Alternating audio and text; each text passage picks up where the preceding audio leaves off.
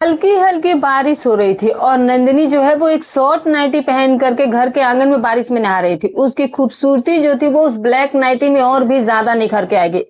और तभी अचानक से दरवाजे की बेल बजी थी। जैसे ही नंदिनी ने दरवाजा खोला तो सामने उसके जेठ खड़े थे और उसका जेठ उसे देख करके मुस्कुराया और कहने लगा कि आज तो कयामत लग रही हो। अब नंदिनी ये सुनकर के शर्म से पानी पानी हो गई थी।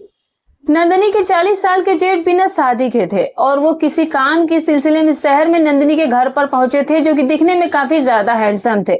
जब नंदिनी का जेठ उसके घर पर आया तब उसके और उसके पति के बीच अनबन चल रही थी। नंदिनी को अपने पति से खुशी चाहिए थी, जो कि उसे वो दे नहीं पा रहा था। और एक दिन नंदिनी ने अपने पति के लिए अपना कमरा फूलों से सजाया था और उस रात उसके पति की जगह उसका जेठ कमरे में आ गया और फिर उसने आकर ये कहा कि मुझे उम्र के हिसाब से दो चीजों का अनुभव है। और इतना कहकर उसने नंदिनी को अपने पास खींच लिया। कमरे में सजाए गए फूलों के मुरझाए गए तक नंदिनी के जेठ ने पूरी तरीके से। तो दोस्तों, आज की कहानी जो है यकीनन आपके होश उड़ा देगी। आज जब नंदिनी ने अपने घर का दरवाजा खोला था तो उसके सामने उसके पति नहीं बल्कि उसके जेठ जी खड़े थे और उस समय नंदिनी शॉर्ट नाइटी में थी। उसने ये सोचा था कि दरवाजे पर उसका पति हो गया, लेकिन सामने उसका जेठ खड़ा था और उसे देख करके नंदिनी बहुत शर्मिंदा हो गई थी, क्योंकि नंदिनी को ये उम्मीद थी कि उस रूप में उसे सबसे पहले उसका पति देखे। लेकिन नंदिनी ने जो कुछ अपने पति के लिए किया था उसका सारा आनंद उसका जेठ ले गया था और वो उसे कुछ अलग ही नजरों से देखने लगा।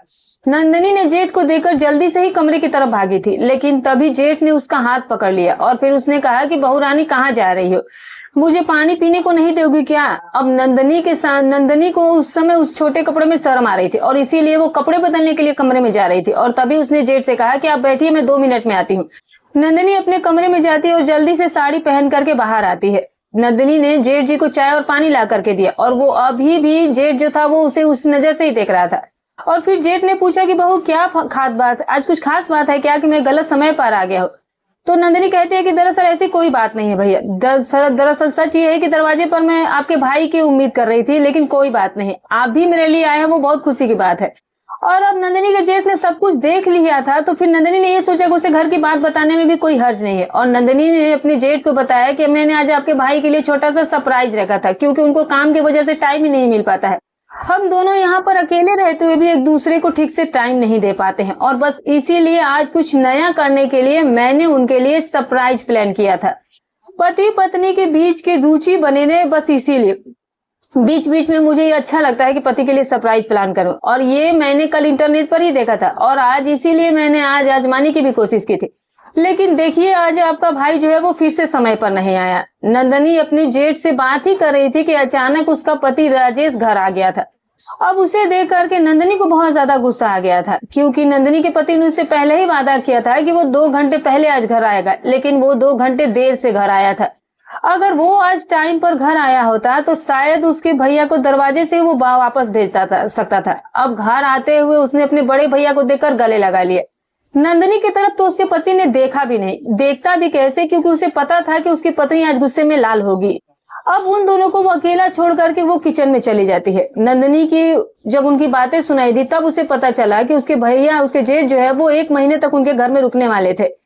नंदिनी के जेठ जो थे उसके पति के मामा के बेटे थे और वो उसके पति से उम्र में भी बड़े थे। उन दोनों के बीच में बातचीत हो रही थी और उस वक्त नंदिनी जो थी वो किचन में खाना बना रही थी। रात को जल्दी खाना पीना बनाकर जल्दी से उसने किचन भी साफ कर लिया और फिर वो अपने कमरे में चली जाती है। और कमरे में जाते ही उसका पारा चढ़ गया था, क्योंकि जो बेड उसने अपने प्यार के पल बिताने के लिए सजाया था उस बिस्तर पर उसका पति जो है वो जोर जोर से खर्राटे लेकर सो रहा था।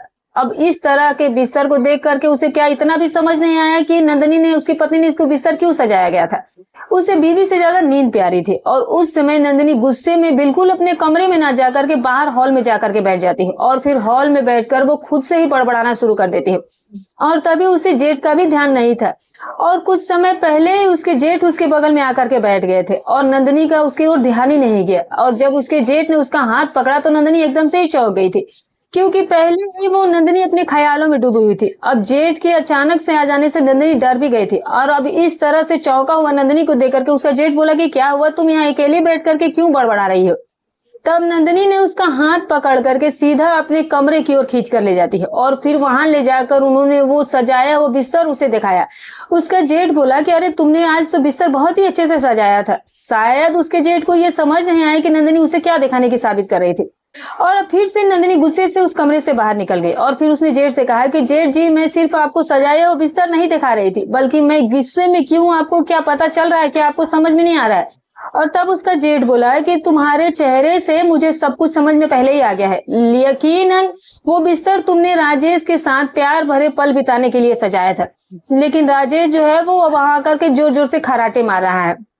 और तभी नंदिनी का जेठ बोला कि सच में ही तुम्हारी पसंद लगता है गलत निकल गई है। राजेश बिल्कुल भी रोमांटिक नहीं है, शायद उसे तुम्हारी भावनाओं की ही कोई कदर नहीं है। तुम्हारी जैसी रोमांटिक लड़की को तो मेरे जैसे रोमांटिक पति की जरूरत थी, लेकिन देखो किस्मत का क्या खेल है। राजेश का तो भाग्य अच्छा है कि उसे तुम्हारे जैसी सुंदर और आकर्षक लड़की मिल गई है।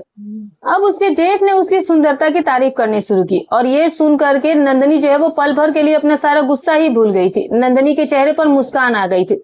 कई महीनों से नंदिनी ने अपने पति के मुंह से अपनी खूबसूरती के बारे में एक भी शब्द नहीं सुना था। पता नहीं उसके पति को ऐसा क्या हो गया था। आदमी को काम में व्यस्त बिल्कुल रहना चाहिए, लेकिन काम के अलावा भी घर में पत्नी होती है, उसे भी ये ध्यान रखना चाहिए था कि उसका खुद का परिवार भी है। अब बात करते करते नंदिनी ने अपने जेठ के साथ बहुत सारी बातें शेयर कर ली थी और तभी उसके जेठ ने उसके कंधे पर हाथ रखा और फिर उसने कहा कि तुम चिंता मत करो, अब मैं आ गया हूं ना। तुम जो कुछ भी चाहती हो वो तुम मुझसे शेयर कर सकती हो। मैं तुम्हारे लिए समय बिल्कुल निकाल लूंगा। अब मैं राजेश को भी समझा दूंगा। जेठ से बात करके नंदिनी को बहुत अच्छा लगा था। आज नंदिनी का मन हल्का हो गया था, तो फिर नंदिनी अपने कमरे में चली जाती है। अब नंदिनी जो है वो अपने पति की ओर पीट करके सो गई थी। अगले दिन रोज की तरह उसका पति टिफिन लेकर के अपने काम पर निकल गया था और उसका जो जेठ था वो अभी भी घर पर ही था और उसने ये कहा था कि उसे दोपहर को ऑफिस में जाना है। अब उसका जेठ जो था वो 40 साल का था, लेकिन नंदिनी ये जानती थी कि वो उसका जेठ बहुत हैंडसम था और उसने अपने शरीर को भी बहुत अच्छे से मेंटेन करके रखा हुआ था। और उस दिन जब उसका जेठ नहा करके बाहर आया तो केवल तौलिया लपेटे हुए हॉल में आया था और उसे देख करके नंदिनी कुछ पल के लिए शर्मा गई थी। उसका जेठ 40 साल के होने के बावजूद भी उसने खुद को बहुत ही अच्छे तरह से मेंटेन किया था और वो बिना शर्ट के ही नंदिनी के सामने खड़ा था, सिर्फ तौलिया लपटे हुए वो किचन में चला गया था। अब नंदिनी जब जेठ को ऐसी हालत में देखती है तो वो आंखें बंद कर लेती है और जब वो शर्माने लगती है तो उसका जेठ वहां से चला जाता है। कुछ देर के बाद उसका जेठ पूरा कपड़ा पहन कर आया और कल जब उसका जेठ घर आया था तो थोड़ी ही देर में नंदिनी को उससे गुस्सा आया था, लेकिन अब नंदिनी के साथ उसके घर में उसका जेठ था तो उसका घर भरा भरा लग रहा था। नंदिनी को ऐसा लग रहा था कि जैसे कोई अपना उसके आसपास है। उस दिन उसके जेठ ने ऑफिस जाने से पहले नंदिनी को एक आइडिया दिया था। नंदिनी के जेठ ने यह कहा कि तुम आज कैंडल लाइट डिनर पर जाओ। वो ये बोले कि देखो बहू रानी, कल मैंने जल्दी आकर के तुम्हारा प्लान खराब कर दिया था, लेकिन आज रात को मैं थोड़ी देर से घर लौट कर आऊंगा और अगर जरूरी हुआ तो फिर मैं बाहर ही खाना भी खा करके आ जाऊंगा। तुम अपने पति के साथ आज समय बिताने जा सकती हो। मैं तुम दोनों को आज बिल्कुल भी डिस्टर्ब नहीं करूंगा। अब उसके जेठ ने उसके कैंडल लाइट डिनर का आइडिया दिया और उसे समझाया। अब नंदिनी को डिनर को रोमांटिक बनाने का तरीका बहुत ही अच्छे तरीके से पता था और उसी वक्त नंदिनी ने अपने पति राजेश को फोन किया। शायद वो उस वक्त काम में व्यस्त था क्योंकि उसने नंदिनी का फोन ही नहीं उठाया और नंदिनी ने फिर उसे एक टेक्स्ट मैसेज किया और मैसेज देखकर नंदिनी को ये लगा था कि उसका पति जल्दी घर आ जाएगा और इसीलिए उसने शाम को बहुत अच्छे से तैयारी कर ली थी। शाम हो गई थी लेकिन उसके पति राजेश ने पूरे दिन में कोई कॉल नहीं उठाया, बल्कि उसके मैसेज का जवाब उसके ने सिर्फ ओके करके दिया था। इसलिए नंदिनी को ये समझ में आ गया था कि आज वो उसका पति घर आ जाएगा जल्दी। और वो जब जल्दी घर भी आया तो नंदिनी ये देखकर बहुत खुश हो गई थी कि आज उसका पति उसके कहने पर जल्दी आ गया था। लेकिन घर आते ही उसका पति उसे थका हुआ दिखाई दिया। नंदिनी ने उसके साथ डिनर किया, लेकिन बाकी चीजों के लिए नंदिनी उसे फोर्स नहीं कर सकी थी क्योंकि उसका पति पहले से उसे काफी ज्यादा थका हुआ दिखाई दे रहा था और वैसे भी वो नंदिनी का ही पति था, तो उससे उसको जबरदस्ती करना या फिर किसी चीज के लिए जल्दबाजी करना ऐसा नंदिनी को लगा कि जरूरी नहीं है। तो आज के दिन राजेश के साथ समय बिताने का आखिरी दिन थोड़ी न था और इसीलिए उसे थका हुआ देख करके नंदिनी ने उससे कुछ नहीं कहा था।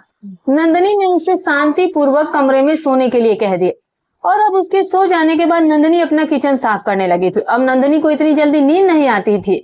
अब नीचे नंदिनी जो है वो किचन का काम निपटाने के बाद हॉल में बैठ करके टीवी देखने लगी थी और रात के तकरीबन 11 बजने वाले थे और उसका जेठ अभी घर नहीं आया था।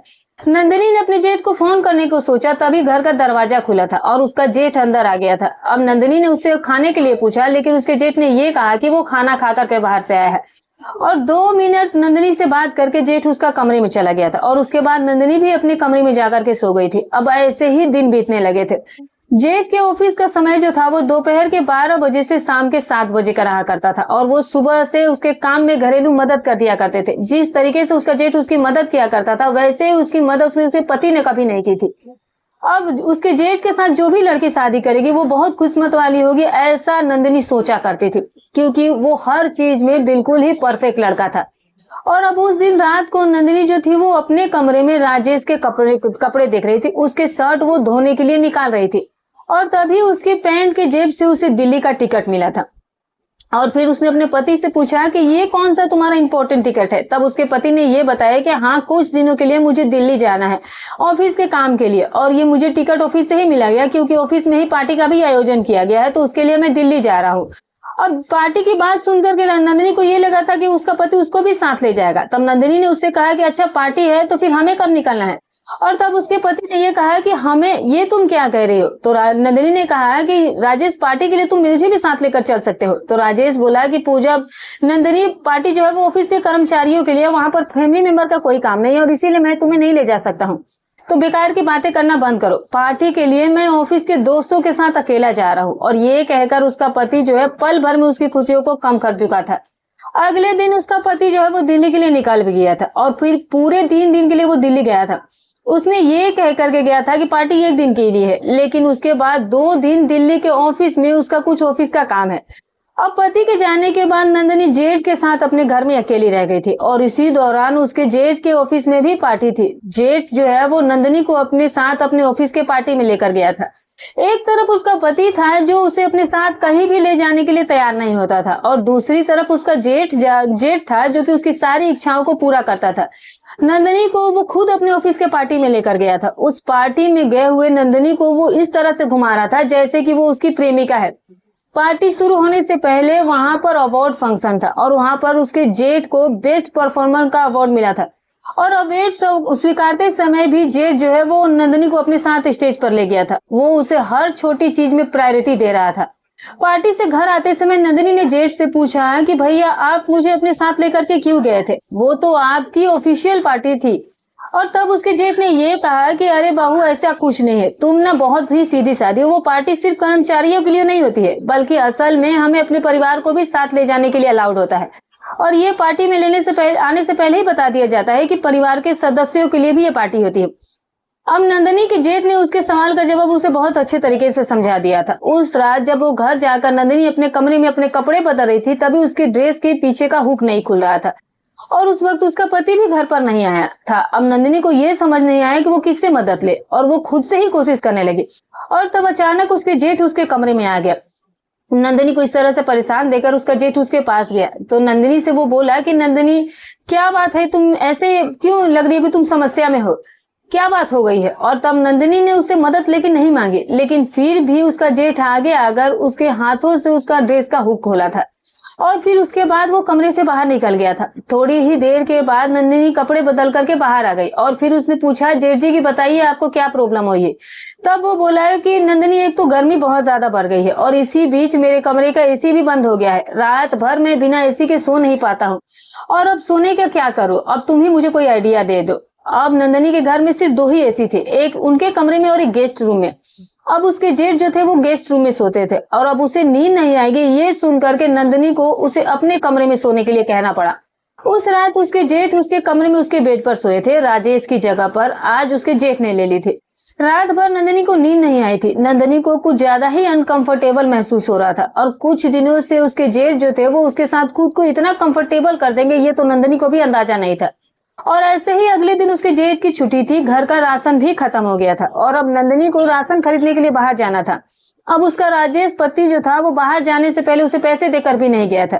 और जब नंदिनी ने खाना बनाने के लिए सोचा तो राशन में एक चीज थी तो दूसरी चीज खत्म हो गई थी। अब नंदिनी के पास भी कोई पैसे नहीं बचे थे और नंदिनी ने अपने पति को फोन करना शुरू किया और तभी उसके जेठ ने उसे रोक दिया और उसके जेठ ने कहा कि नंदिनी, मैं भी अब इस घर का हिस्सा हूँ और इस महीने का राशन जो है वो मैं ला दूंगा और आज दोपहर का खाना भी हम बाहर चलकर खाएंगे। अब नंदिनी ने अपने जेठ को हाँ बोल दिया और फिर तैयार होकर के कुछ समय के बाद वो बाहर जाने लगी। सबसे पहले उसका जेठ उसे होटल में खाने के लिए लेकर के गया था और खाना खाने के बाद नंदिनी जो है वो मॉल में खरीदारी करने जेठ से गई थी। अब जो भी चीज नंदिनी को मॉल में पसंद आई थी उसके जेठ ने उसे दिला दी थी। राशन के अलावा नंदिनी ने अपने लिए भी बहुत सारी खरीदारी की थी और सारे पैसे जो है उसके जेठ ने ही दिए थे। अब उसका पति राजेश तो हमेशा उसके इस चीज के लिए चिल्लाता था। राशन के अलावा एक भी चीज अगर नंदिनी ने ज्यादा ली थी तो उसका पति तुरंत ही उसके पीछे खर्चे का रोना रोने लगता था, लेकिन उसके जेठ ने एक भी शब्द नहीं कहा था। अब नंदिनी को जो जो चाहिए था वो सब कुछ उसने दिला दिया था। उसके व्यवहार से नंदिनी को कभी कभी ऐसा लगता था जैसे कि वो उसका दिल जीतने की कोशिश कर रहा हो।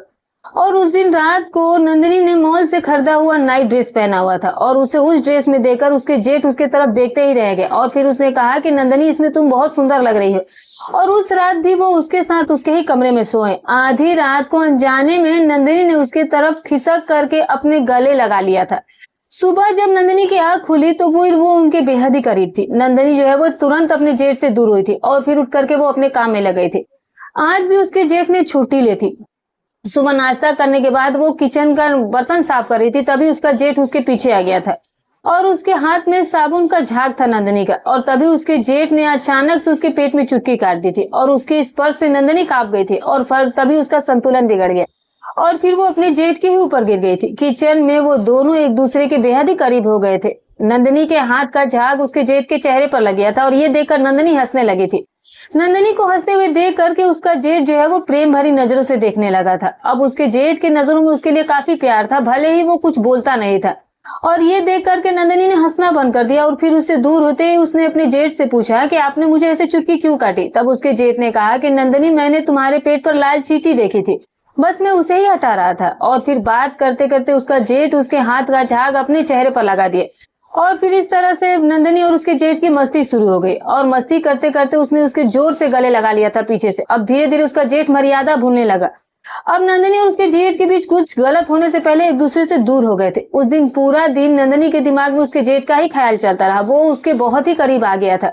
अब नंदिनी के जेठ की आंखों में उसके लिए प्यार दिख रहा था और वैसे वो उसका पति अक्सर ही उसे नजरअंदाज कर दिया करता था। घर में मौजूद दूसरा आदमी कम से कम नंदिनी की देखभाल और परवाह तो कर रहा था। अब भाई साहब को उससे क्या चाहिए था। अब नंदिनी को ये बात समझ में आ गई थी।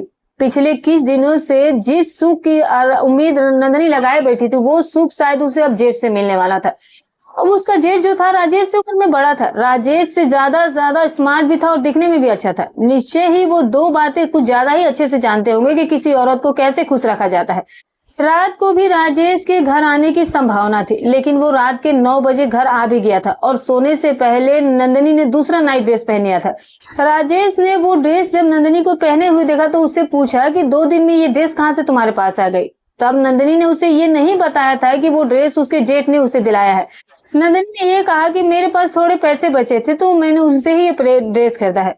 राजेश उसको शक भरी नजरों से देखने लगा था, लेकिन अब नंदिनी को उसकी नजरों की जरा से भी परवाह नहीं थी, क्योंकि जिस व्यक्ति को अपने पत्नी की परवाह नहीं है उस व्यक्ति के बारे में नंदिनी भी सोच करके क्या कर सकती थी। नंदिनी की परवाह उसके जेठ को थी, उसके भावनाओं का वो सम्मान करता था।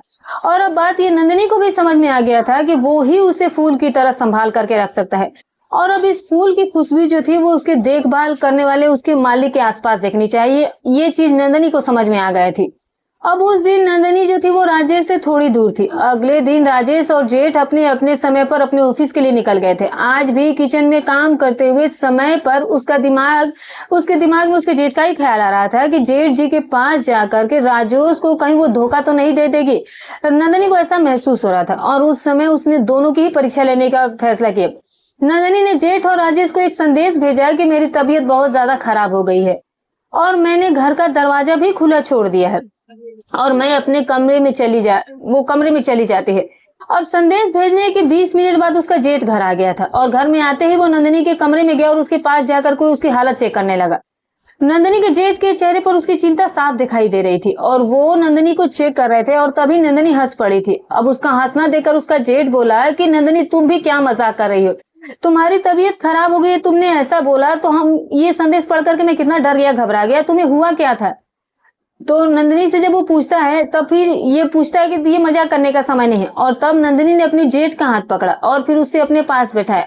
नंदिनी ने उससे कहा कि दरअसल मुझे कुछ भी नहीं हुआ है, मैं बिल्कुल ठीक हूँ, मैं तो बस एक छोटी सी परीक्षा ले रही थी, मैं आपके और राजेश के प्यार का अंतर देख रही थी और मेरी इस परीक्षा में आज आप पास हो गए हो। अब जेठ ने उसकी बात समझ ली थी और अब धीरे धीरे ये दोनों जो है वो एक दूसरे के करीब आने लगे।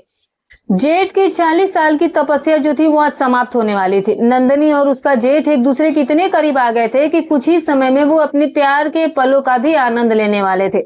लेकिन तभी राजेश, उसका पति, भी कमरे में आ गया और उसको उन दोनों को साथ देकर के उसके होश उड़कर रह गए थे। और फिर राजेश के जो नंदिनी के पास राजेश जाता है और उसके जेठ को धकेलता है और पूछता है कि ये सब क्या चल रहा है नंदिनी, तुम अपने जेठ के साथ ये सब क्या कर रही थी, तुम्हें एक बार भी मेरा ख्याल नहीं आया था? तो नंदिनी कहती है कि हाँ, नहीं आया मुझे तुम्हारा ख्याल। जब तुम अपनी रागिनी के साथ घूमते हो तब क्या तुम्हें एक बार भी अपनी पत्नी का ख्याल आता है?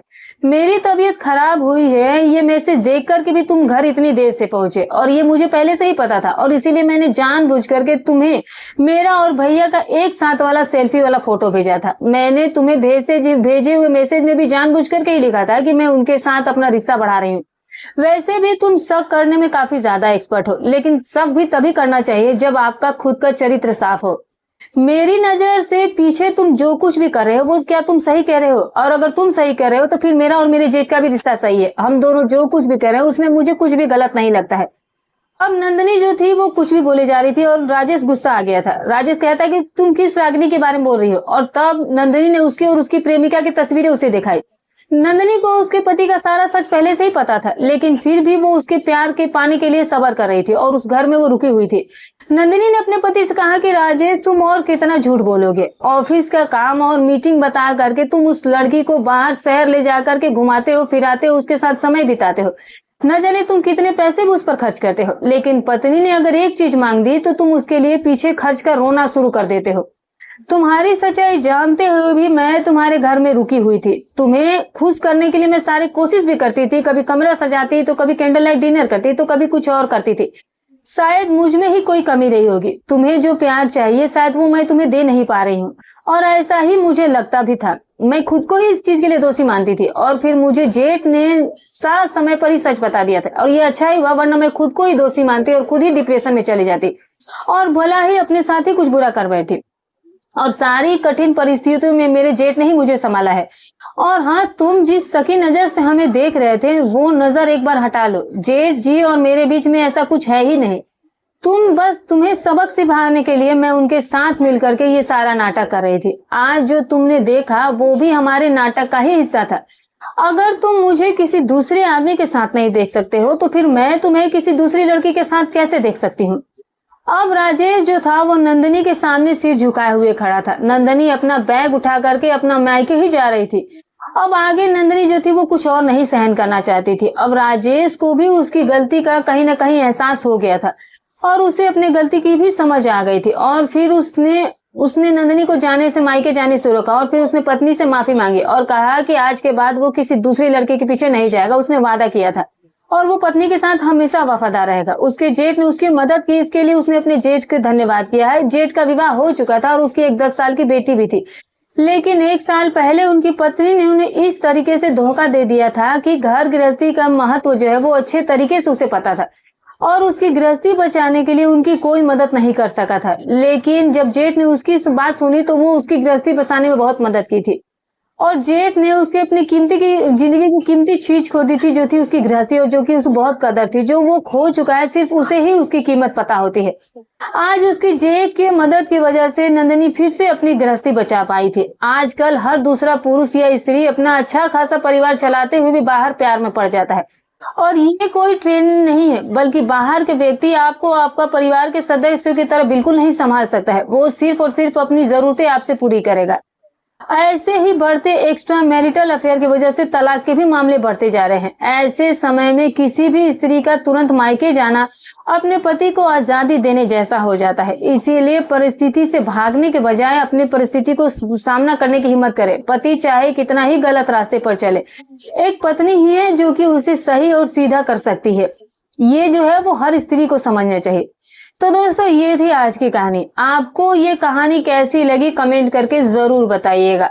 तो दोस्तों वीडियो अच्छी लगी हो तो एक लाइक कर दीजिएगा, चैनल पर नए हैं तो सब्सक्राइब कर दीजिएगा। फिर मिलूंगी कल एक और नई कहानी के साथ। तब तक अपना और अपने परिवार